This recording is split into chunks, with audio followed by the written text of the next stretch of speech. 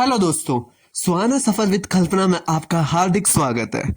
अगर आपको ये वीडियो पसंद आए तो लाइक, शेयर और सब्सक्राइब करना तो नहीं भूलना है आपको। आज की कहानी जो है बहुत ही इंटरेस्टिंग होने वाली है।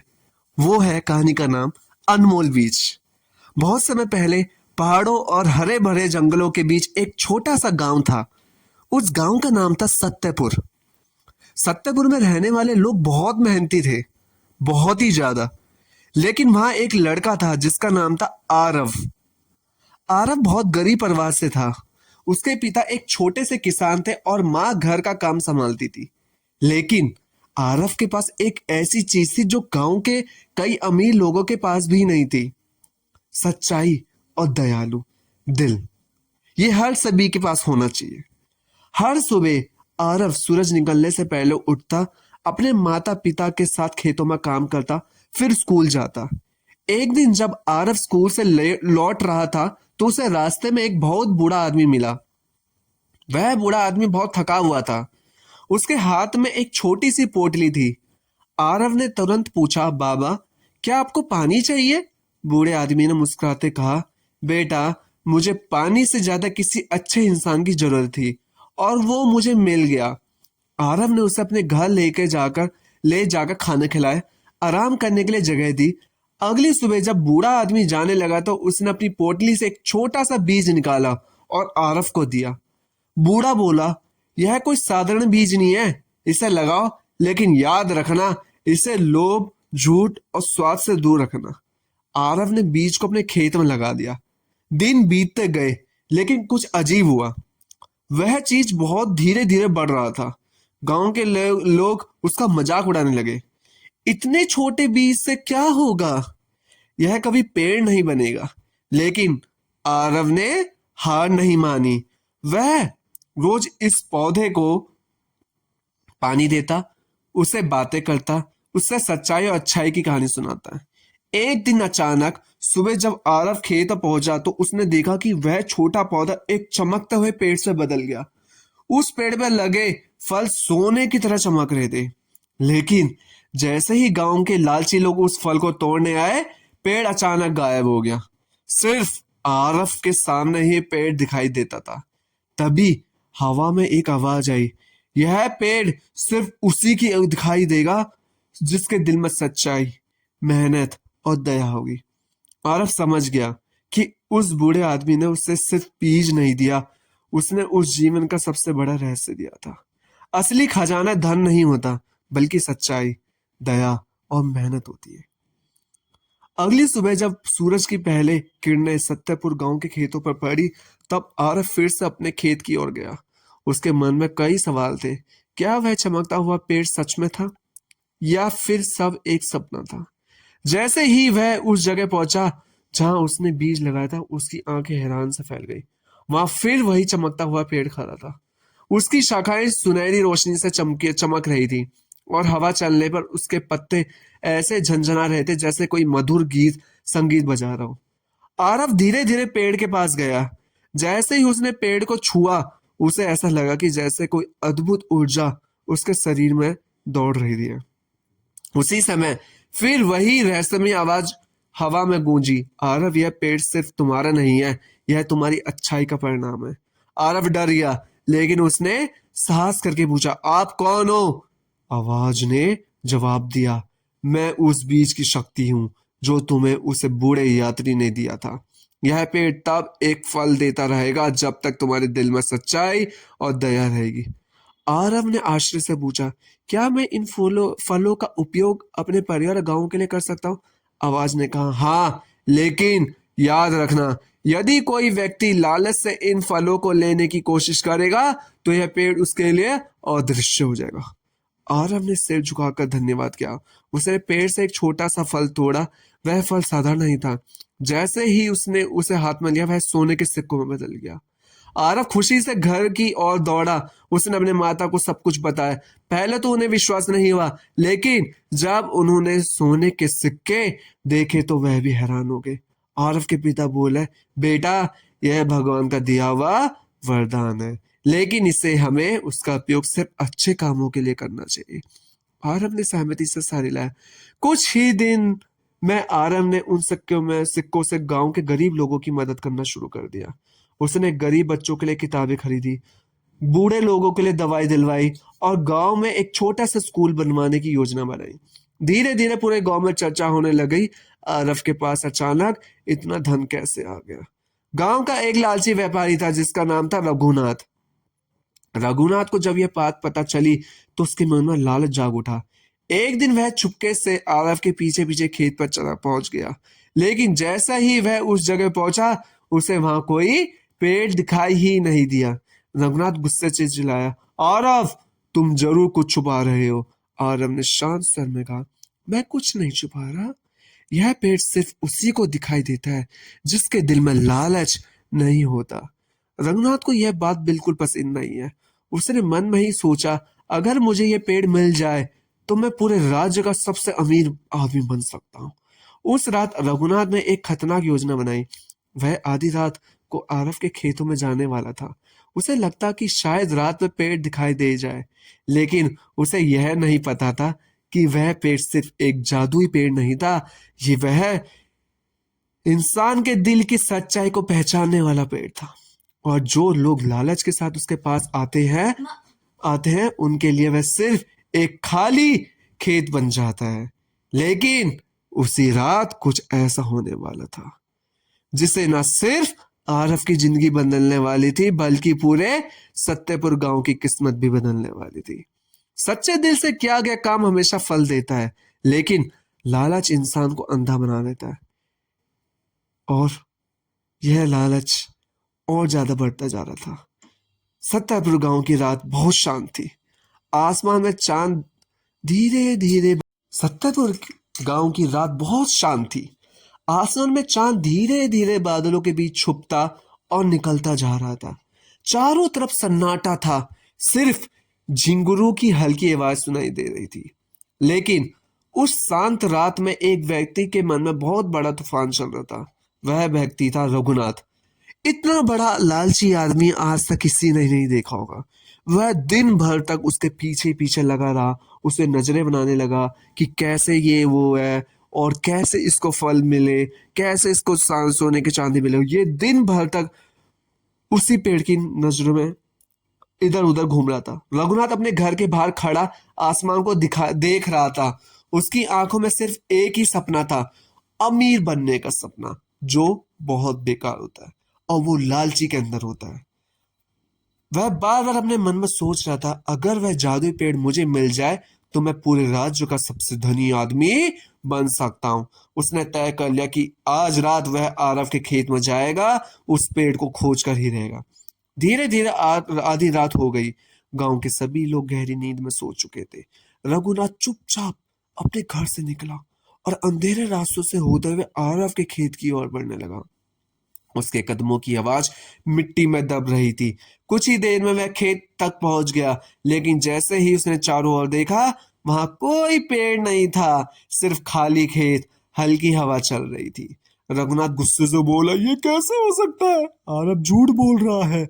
मैं इधर उधर घूमने लगा, लेकिन उसने कहीं भी कोई जादू पेड़ नहीं देखा। तभी अचानक हवा थोड़ी तेज चलने लगी, पेड़ों के पत्ते सरसराने लगे और उसी समय एक हल्की सी आवाज उसके कान में पड़ी, लालच से भरी आंखें सच्चाई को नहीं देख सकती।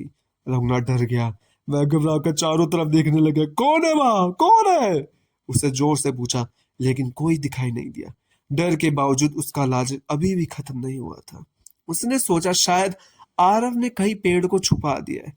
तभी उसकी नजर खेत के बीच में खड़े एक छोटे से पौधे पर पड़ी। रघुनाथ के मन में एक नया विचार आया, अगर मैं इस पौधे को ही उखाड़ कर लेकर जाऊं तो शायद यह मेरे घर में जाकर पेड़ बन जाए।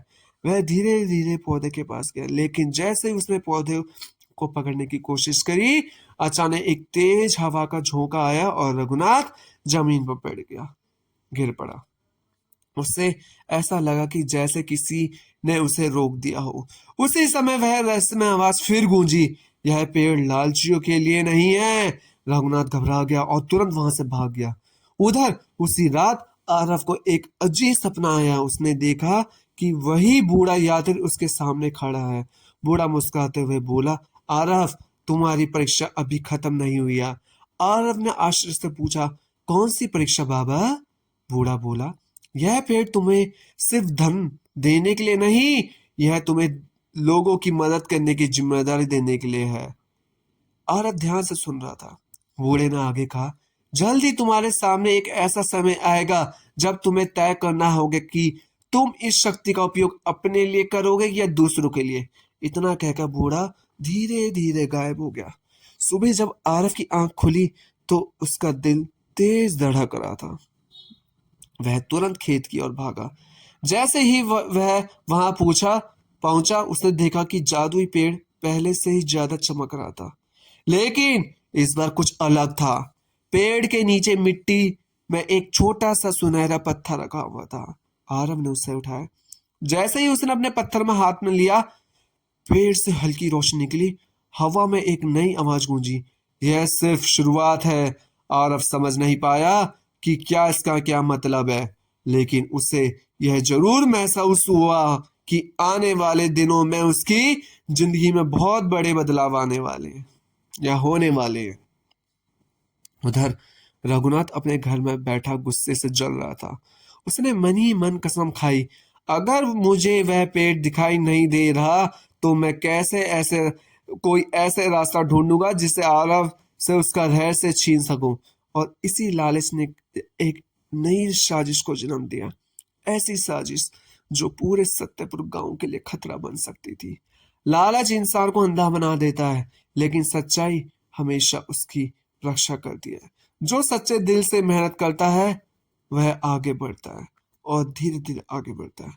सुनहरे पत्थरों का रहस्य। सूरज की हल्की किरणें सत्यपुर गांव के खेतों पर फैल रही थी।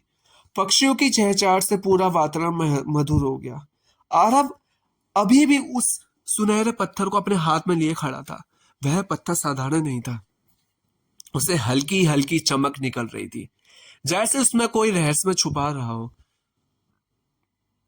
आरव ने धीरे धीरे से कहा, आखिर यह पत्थर क्या है? जैसे ही उसने यह सवाल पूछा, अचानक पेड़ों के पत्ते हल्के हल्के हिलने लगे। हवा में वही रहस्यमय आवाज गूंजी, यह पत्थर शक्ति का प्रतीक है, लेकिन यह शक्ति सिर्फ उसी के पास रहती है जिसके दिल में सच्चाई हो। आरव ध्यान से सुन रहा था। आवाज ने आगे कहा, यह पत्थर तुम्हें एक खास जिम्मेदारी देता है। इसकी मदद से तुम लोगों की मदद कर सकते हो, लेकिन अगर कभी तुम्हारे दिल में लालच आ गया तो यह शक्ति हमेशा के लिए खत्म हो जाएगी। आरव ने पत्थर को अपने सीने से लगा लिया और बोला, मैं वादा करता हूं कि मैं इस शक्ति का उपयोग सिर्फ अच्छे कामों के लिए ही करूंगा। उसी समय पेड़ से एक चमकदार रोशनी निकली और पत्थर थोड़ी देर के लिए ज्यादा चमकने लगा। आरव को ऐसा लगा कि जैसे उस पत्थर ने उसका वादा सुन लिया हो। वह पत्थर लेकर घर लौटा आया। उसने अपने माता पिता को सब कुछ बताया।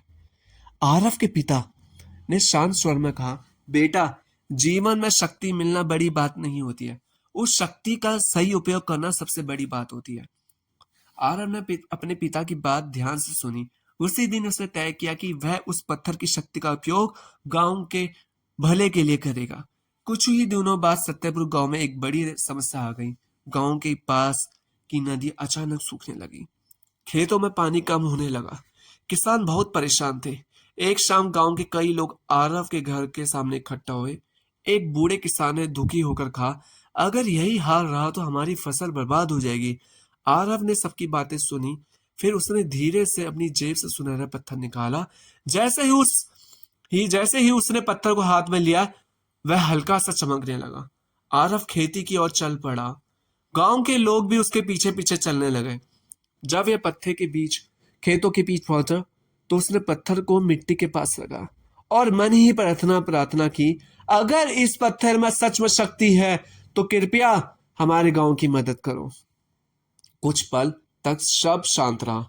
फिर अचानक जमीन के नीचे हल्की कंपन महसूस हुई और कुछ ही देर में मिट्टी के बीच में एक छोटा सा पानी की धारा निकलने लगी। धीरे धीरे वह धारा बड़ी होती गई और खेतों में पानी फैलने लगा। गांव के लोग खुशी से चिल्लाने लगे, चमत्कार, यह तो चमत्कार है। आरव, तुम बहुत अच्छे हो, बहुत ज्यादा।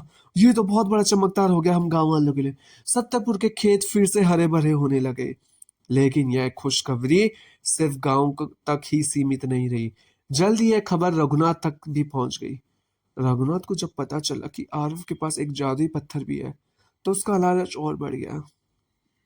वह गुस्से में बोला, पहले जादुई पेड़, अब जादुई पत्थर। उसकी आंखों में लालच की चमक साफ देख रही थी। उसने अपने मन में सोचा, अगर मुझे वह पत्थर मिल जाए तो मैं सिर्फ गांव का नहीं, पूरे राज्य का मालिक बन सकता हूँ। उस रात रघुनाथ ने एक नई योजना बनाई। इस बार वह अकेला नहीं था। उसने दो चालाक लोगों को अपने साथ मिला लिया था। तीनों ने तय किया कि भी किसी भी तरह आरव से पत्थर छीन लेंगे। उधर आरव को इस खतरे के बारे में कुछ नहीं पता था। वह तो बस गांव की खुशियों को देखकर खुश था। लेकिन उसे अंदाजा भी नहीं था कि आने वाली रात उसके जीवन की सबसे बड़ी परीक्षा होने वाली है। और यह परीक्षा सिर्फ उसकी बहादुरी नहीं, बल्कि उसकी ईमानदारी और सच्चाई की भी होने वाली थी। जब इंसान को शक्ति मिलती है ना, तो उसकी असली परीक्षा शुरू होती है। सच्चा इंसान वही है जो अपनी शक्ति का उपयोग दूसरे की भलाई के लिए कर सके। सत्तरपुर गांव में उसी दिन शाम बहुत शांत थी। खेतों में पानी बह रहा था, फसलें हरी भरी दिख रही थी और गांव के लोग खुश थे। सब लोग आरव की तारीफ कर रहे थे। कोई कह रहा था आरव ने हमारे गांव को बचा लिया। कोई कह रहा था इतना छोटा लड़का, लेकिन दिल कितना बड़ा है। लेकिन जहां पूरे गांव में खुशी थी, वहां एक व्यक्ति के मन में ईर्ष्या और लालच की आग जल रही थी। वह था रघुनाथ।